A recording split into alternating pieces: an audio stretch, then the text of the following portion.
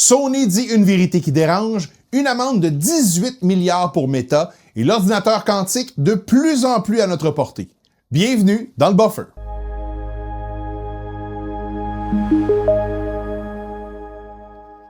J'en ai pas encore parlé parce que c'est arrivé durant mes vacances, mais Sony a annoncé il y a quelques semaines que la production de disques physiques pour PlayStation, ça se terminait en janvier 2028 et que tous les nouveaux jeux seraient disponibles en téléchargement sur le PlayStation Store. Cette nouvelle-là a coïncidé avec l'annonce de Studio Canal en Europe qui va perdre plus de 550 films et séries du PlayStation Store en raison de l'expiration d'un accord de licence et ce, même si les œuvres avaient été achetées. Évidemment, la grogne s'est emparée des joueurs pour différentes raisons, mais principalement parce que l'achat physique permet de continuer à jouer, même si le jeu est plus disponible sur le PlayStation Store, entre autres. Eh bien, malgré la grogne, Sony a dernièrement rappelé à ses utilisateurs une réalité très concrète.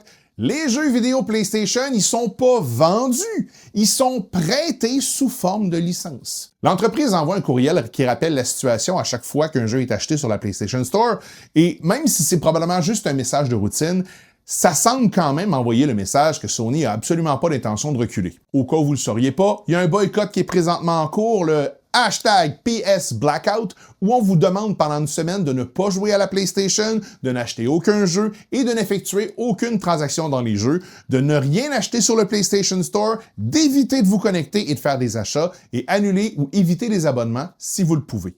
Tout ça dans le but de soutenir les jeux physiques et la préservation du jeu vidéo. Et loin de moi l'envie de démarrer une polémique, mais un boycott d'une semaine, ça sert à rien si tous les achats que tu fais pas cette semaine, t'es fait la semaine prochaine.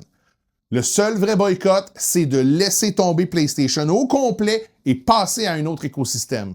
Mais ça vous appartient. Je vous parlais dernièrement d'une poursuite contre Meta intentée par 29 États américains. La maison mère de Facebook vient de conclure une entente hors cours historique sans admission de culpabilité de 18 milliards de dollars avec les États concernés. L'entreprise était poursuivie pour avoir conçu des applications qui incitaient à l'addiction chez les jeunes et pour avoir collecté des données des mineurs sans l'accord des parents. Pour clore les poursuites, le groupe s'engage à instaurer des nouvelles règles plus strictes pour les adolescents. Une limite d'utilisation par défaut de 2 heures par jour, un blocage des applications pendant la nuit et la suppression des filtres de beauté extrêmes. Meta demande maintenant à ses concurrents comme TikTok et YouTube d'adopter les mêmes règles pour protéger l'ensemble des jeunes en ligne et histoire d'avoir l'air de good guy Meta. On parle beaucoup d'informatique quantique dans les dernières années et le running gag, c'est que peu importe quand on pose la question, c'est toujours pour dans 10-15 ans. Mais une avancée importante vient d'être réalisée. Il y a des chercheurs qui viennent de présenter Helios, une machine quantique d'un nouveau genre qui se sert de 98 éléments de calcul ultra rapide qu'on appelle des qubits. Contrairement au modèle traditionnel, Helios déplace directement des atomes chargés dans une structure en forme de rosette pour traiter l'information.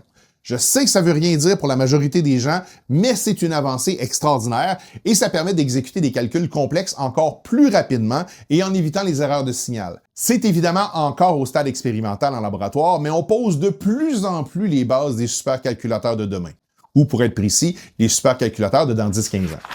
Et enfin, sur une note un peu plus légère, mais pas tant, une étude de Pew Research révèle qu'un tiers des pages web publiées dernièrement portent la trace de l'intelligence artificielle. Une étude comparative entre les pages web anglophones de 2023 et 2026 montre que le tiret quadratin apparaît 2 fois plus qu'avant et que le placement d'une virgule avant un ou un mais, ce que les anglophones appellent la Oxford comma, apparaît 63% plus souvent. Il y a aussi une liste de mots rarement utilisés par l'humain, mais que l'IA aime particulièrement, qui ont plus que doublé en utilisation. Et même si c'est en général plutôt rare, l'utilisation du parallélisme négatif pour structurer une comparaison, en écrivant « ce n'est pas seulement quelque chose, c'est aussi quelque chose », a presque triplé. Et le vrai problème avec ça, c'est que l'IA se sert de ce qui est écrit sur le web pour apprendre à écrire. Et que si ces sources sont déjà écrites avec un format d'IA, l'IA va IAiser encore plus l'écriture IA en relisant ces sources et en pensant que c'est la bonne manière de s'exprimer. Ça serait drôle si c'était pas si triste. C'était le Buffer du 26 août 2026. Mes capsules seront toujours gratuites, mais si vous avez envie de me payer un café, je vous invite à cliquer sur le lien Ko-fi en commentaire sous la vidéo. Encore une fois, si vous avez appris quelque chose, aimez et partagez. Les supercalculateurs de demain. Ou pour être précis, les supercalculateurs de dans 10-15 ans. Je me suis trouvé très drôle.